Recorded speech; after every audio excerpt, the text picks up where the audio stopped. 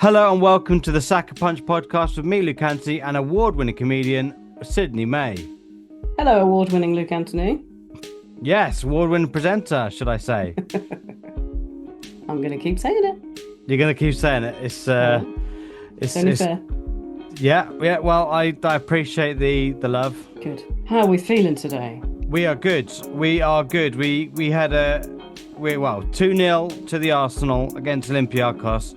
Not an easy game to go to have, but we came out on top. We did. What's your summary of the game? First half, brilliant. Second half, oh my God, how nervy was that?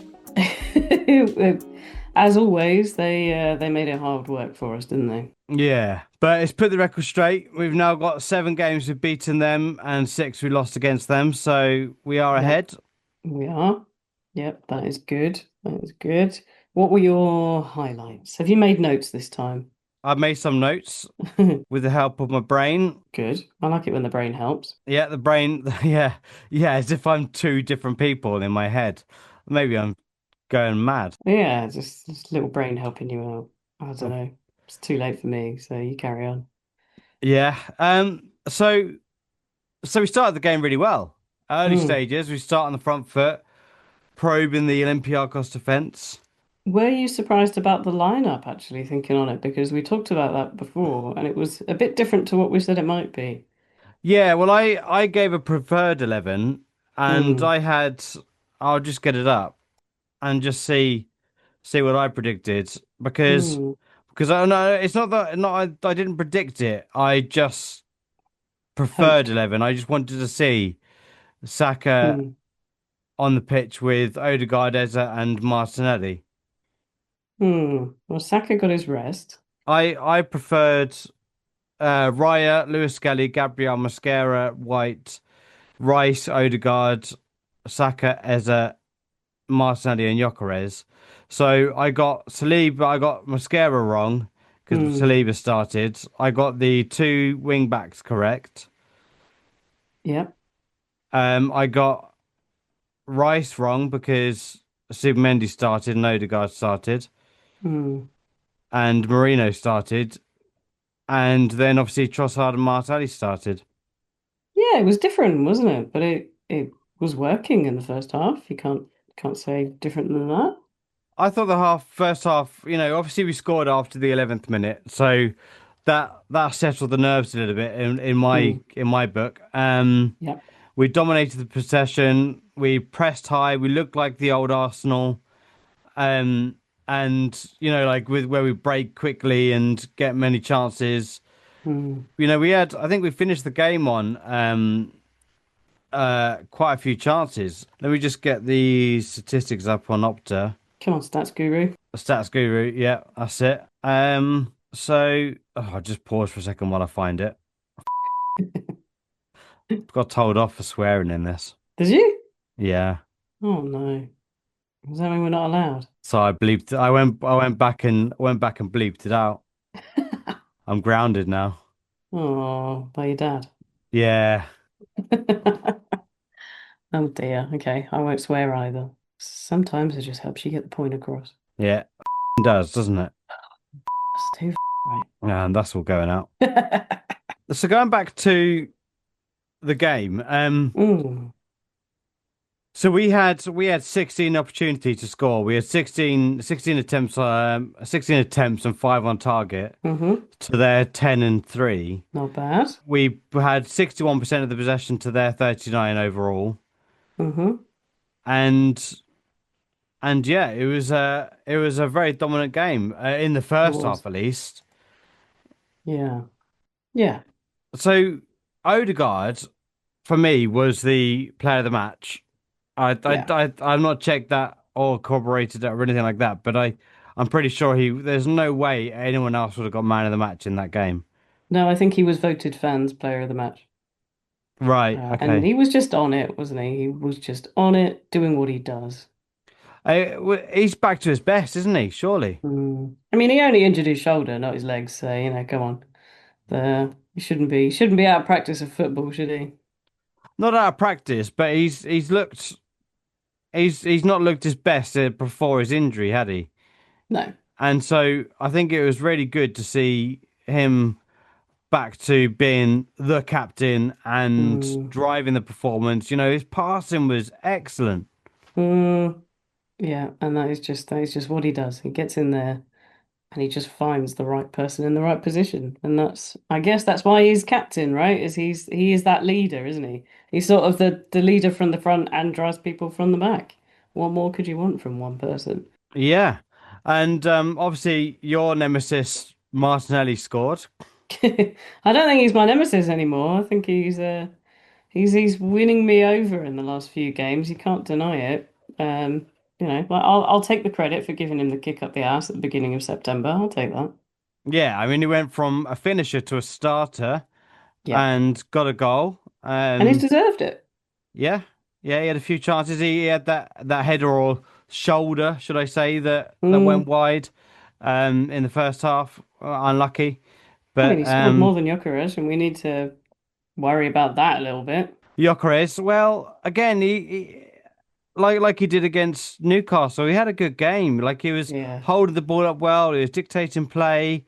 He was doing things. He was winning free kicks and stuff, and he was doing all the right things. He just hasn't got. He just didn't have that clinical finishing, did he? no, Arteta is full of praise for him. I was reading online, he's defending the people that are already, probably myself included, sort of starting to say he hasn't come in as the wonder goal scorer yet. I still think it takes time to get used to a team and all of that stuff. But yeah, Arteta's full of praise for him.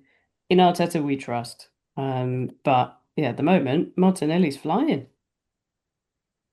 But it's hard not to put that expectation on Gyökeres, given how Absolutely. many just given how many goals he scored last season Yep, he's the for high price, Sporting. high hopes. He's supposed to be the out and out striker we've been missing. Yeah, you want to see goals from him, don't you? He really needs a goal, just He just for does. his own confidence and his own development. I think he just really needs a goal. I Yeah. think And it'll doing actually, wonders. I read something really recently talking about like Saka's little slump, and I think I hadn't really noticed that he hadn't scored recently. He's such a creator when he's not a scorer. So he got a goal last night, and I think that's really good for him. I don't know, I hadn't really thought of him as in a slump because we love him, right? Yeah, he's always consistently good. Yeah. You know, he's not necessarily brilliant every time he plays. He usually gets hounded by Hmm. three players every time he gets the ball. So a lot of he Hmm. gets kicked a lot and taken down I a think he's lot, and one of the most fouled players in the Premier League, I believe. yeah. So a lot of teams have no to just go after him. Mm, So you can sometimes in the past he struggled to have an impact on a game, but mm, do you know what? He's our vice captain. He yeah. also leads like a captain. He is brilliant when he gets the ball and he scored a goal. So Yeah, I think like we were saying about Gyökeres, he needs one for his confidence. I imagine that one yesterday would have done Saka a bit of good as well when he hasn't scored for a bit. I think with him, it's about more than goals in a similar way to it is with Ødegaard. He doesn't score hundreds of goals, but he's so important in the team. Um, so I'd say the same for Saka. But a goal won't do him any harm, will it? It'd be a little ego boost for all those players out there last night. Trossard had a few opportunities go Mm, begging, and wasted a couple of opportunities. He looked bright. He got quite a good rating, I think. I think he got a 7 or a 6 or something like that, but okay. out of 10. But I don't think he managed to affect the game in the way he wanted to. But most of Mm, the ball go went down the right anyway. yeah. Um, to Martinelli. So that's where most of the game was happening. That and in the middle. He's the informed man. I know Martinelli is the super informed man. We can't deny it. I do revert what I said about him. Loving him at the moment. For now, until his next For best game, now, and then you'll absolutely. slate him again. Yeah, but he needed this little, and this happens with a lot of players, is you'll get little streaks, and he's on a really good inform. Maybe this is his season. who knows? But then it'll be even more of a highlight if Martinelli's scoring the goals and Gyökeres doesn't start. It's going to put some pressure on him, isn't it? Yeah, absolutely, absolutely. Well, from attack to defense, we saw Skelly back in to the team. We saw Hmm. White back into the team, and Gabriel and Saliba start. Gabriel's a And little injury concern, isn't he? But I've read this morning Arteta doesn't think it's a very bad injury. It was very precautionary. He was a bit uncomfortable, apparently. We don't want to lose him. yeah, we have to take a hats off to Mosquera coming in for Gabriel when he came on. Mm. He did have a solid performance when he came on, so Hmm. I was pleased with Mosquera. Hopefully, he's gained a bit of confidence back after his Newcastle game. Yeah. Yeah, I hope so. What did you think of White coming in? How was he for you? I was happy with him starting, but Yeah. he was getting a hard time from Arteta. I wrote in the article this morning that in the first half, I don't know if you noticed, but Arteta was really laying into him Mm. about something, and it had me thinking: Okay. is this the beginning of the end for White at Arsenal? I really hope not, but He's done well for us. He's been a good, solid player. and he links up with Saka so well. Yeah. When him and Saka play together, they link up so well. They just have this synergy that works.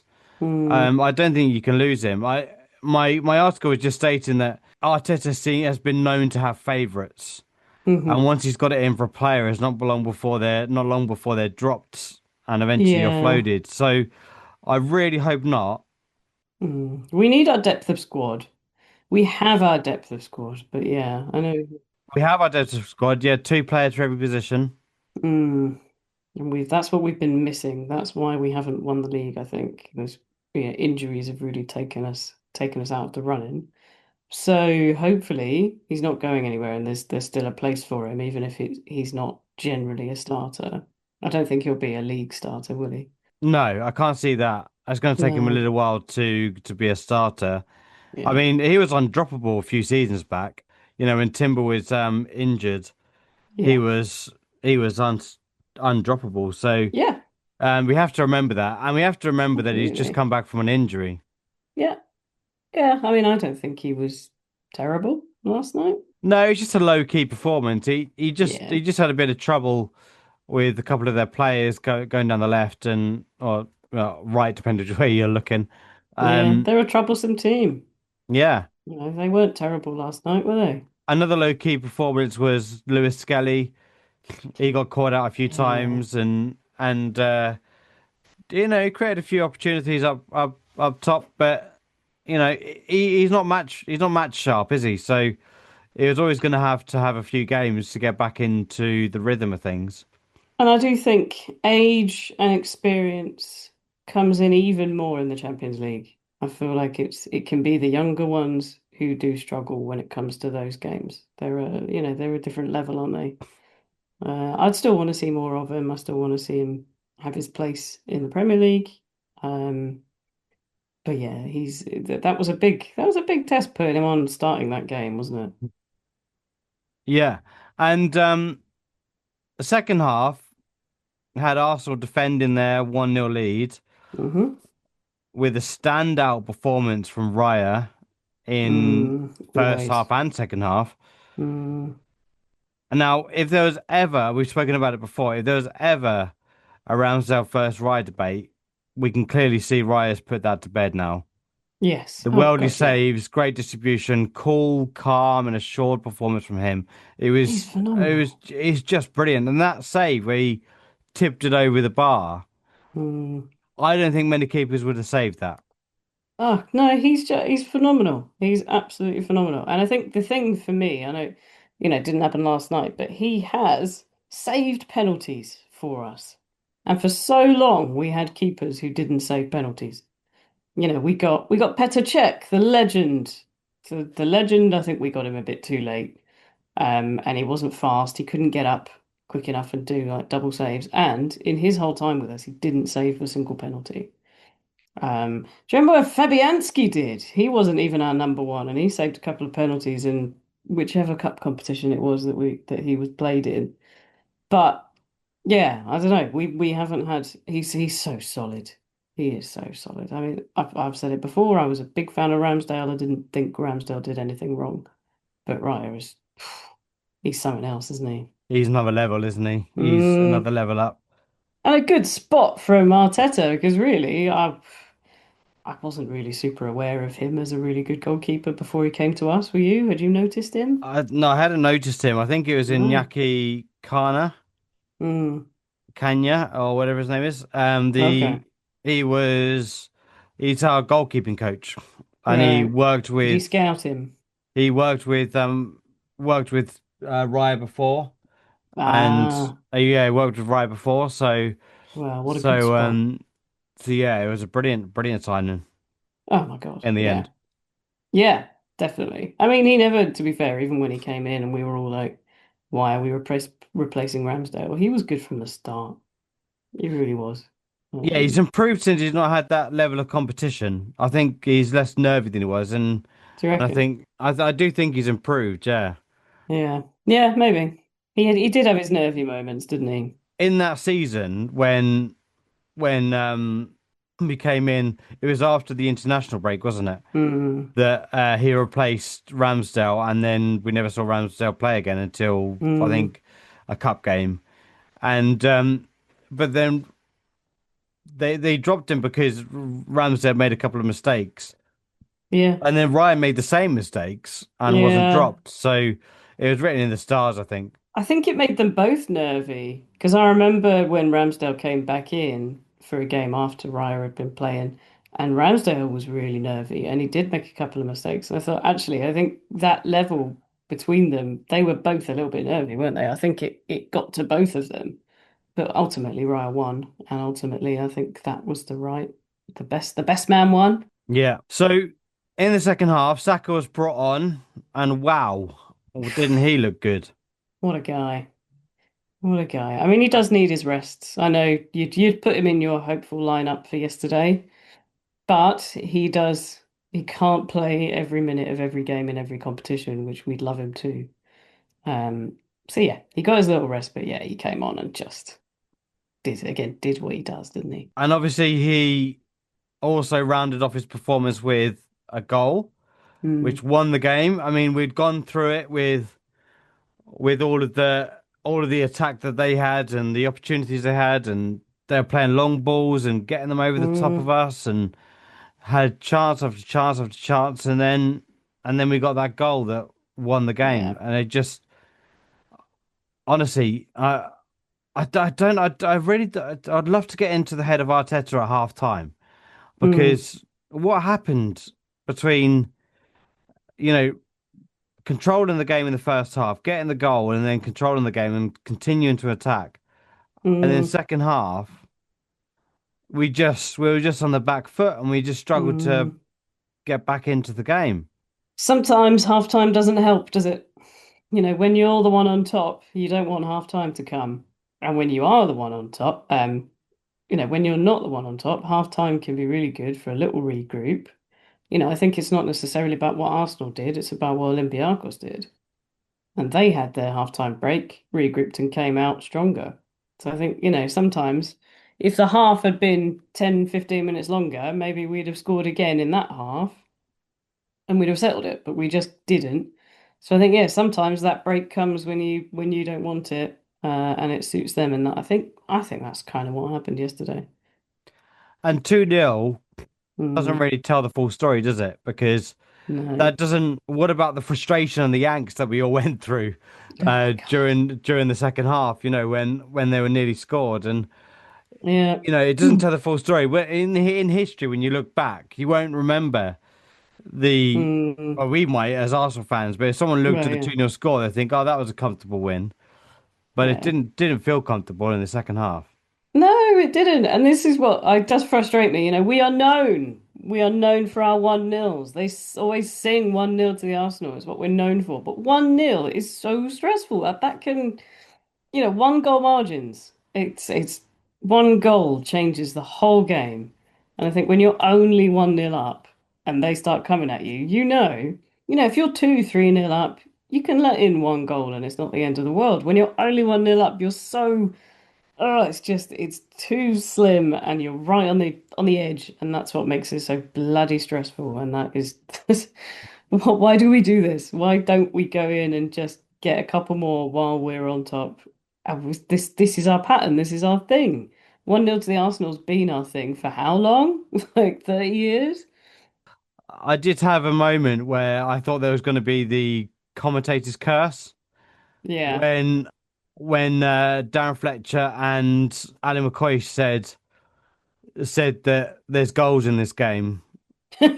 and as if Arsenal were going to get like a 3-0 win or something, Yeah. or whatever, and then obviously went off the board in the second half, and it was far from a comfortable win Mm. in the end. And you just hope he's not right in saying there are going to be goals if they're not ours.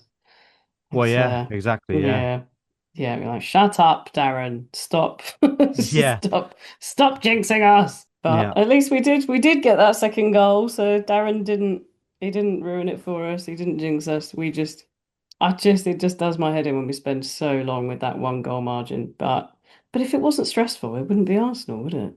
No, If it wasn't tense, it'd be. You could argue if we'd been 5-0 up in the end of the first half, the second half would have been really boring. Looking ahead, we've got West Ham, haven't we, next? yeah. West Ham at the weekend, Saturday home game. Yeah, they're in a bit of turmoil. You would really, really hope that we can get an easy win out of that. I never take anything for granted and assume anything will be easy. West Ham have been a bit of a bogey for us over the years, but hopefully we can. Can we count on that as a win, West Ham? I don't know. Does it count as a London derby? I guess it does because they're a London Well, team, yeah, so it's a derby. it's a bit So of a I derby. always get nervous about derbies because they can the the flame and the fire Yep, can often get the better of the team. But it's a home game. We should be winning that. I would hope so. I I think would really hope I so. think the biggest game of the weekend is actually well, that's a big game because it's just a Premier League game. But what's a big game for me is the Chelsea Liverpool game Mm, because Liverpool have had a loss during the week against Galatasaray. Chelsea won their mm. game. Momentum's with Chelsea. Does that give Chelsea the upper hand in that game? Well, let's hope so, because if we can win and Chelsea can beat Liverpool, we'll be top of the league By 1 point, is it? by one whole point. We'll take it. Yeah. It would be good to go into the international break as well. Top of the league. That would be something, wouldn't it? Yeah, one point at the international break is a really good place to be. I was saying to my dad, he's popped up again. And I think my mum was in the room at the same time because she enjoyed the shout out in the Hi, last Mum and episode. Dad. So shout out to them. Hi. It's becoming a thing now. Like, I Yeah, can't I can't get through the episode without talking about my parents. you can't. It'd be wrong now if you did. Yeah, it would be. They would just be It like, would. are you all right? Are you Yeah. fine? You haven't mentioned us in the podcast this week. Yeah, I'd be worried that they wouldn't be okay if you don't mention them. Perhaps that Hmm. is a worry. Mm. I will keep mentioning them because I'm spending a lot of time with them at the moment because my partner's in Uganda with the kids, so spending a Yeah. lot of time with family and things like that. So, and football is often the top topic when there's so many games going on. So, but I was saying Yeah. to him that Liverpool haven't been playing well and they're top of the league. No. So, if we would be in the same position, No. They've had some lucky late goals, haven't they? They're not playing at their best. And I think this weekend is a good opportunity. yeah, like I said in the last episode, the next 5 games, so they've got a tough Yeah. few games ahead of them. So, Yeah. so we should have an opportunity to gain some points and get a bit of a lead, but it doesn't Mm-hmm. work out like that. We've got a few bogey teams we've had struggled in the past few years, so Mm. it's not a dead cert that we'll Not get at all. those results. But No, I still think in the next 5 games we should get 15 points. To be honest, they're all games we should win. absolutely. And to end on one of Sydney's signature phrases, we're going to take them from behind. We are absolutely taking Liverpool from behind. On that note, thank you for listening. I've been Luke Anthony. You've been listening to the Saka Punch with award-winning comedian as well, Sydney May. And if you could like, subscribe, review, and rate the podcast wherever you get your podcasts. Also, check out my blog posts that I write articles on every week or every game, ahead of games and after the games. That's always good. thesakapunch.wordpress.com. That will become official one day and Definitely. have its own domain name maybe. But until then, good night. Good night. Feels weird saying that at the end of a podcast, especially when it's a podcast that people can listen to at any time. That is true. Right, just that goes back to my radio days when I used to say, take care, stay safe, and I'll speak to you next week. Good Oh, night. that's cool. That's nice. I like that. It was a nighttime show, so but Oh, that was during COVID, so it's ah, very much stay safe was very much a thing of the times. But it's still a nice thing to say on a nighttime show. yeah, Andy Goldstein does, doesn't he? He always Hmm. leaves his show with "Stay Safe" Oh, I on think that's nice. Talksport. Yeah, I like that. Did you Cool. know that Darren Bent is an Arsenal fan? No, I didn't. Just a little bit of trivia for you. Oh. Like he's always talking about Arsenal on Talksport, and he does the drive show with Andy Goldstein. It's a really good listen, but Hmm. don't listen to that. Listen to this, and then listen to that. Definitely. Or there's space for both of us, to be honest. Yeah, of course. Of course. There's enough time in the day. Well, that's the bonus feature. Oh, yeah, you're still recording, aren't you? Yeah. Anyway, thank you so much for listening. We'll speak to you on Sunday. Yeah.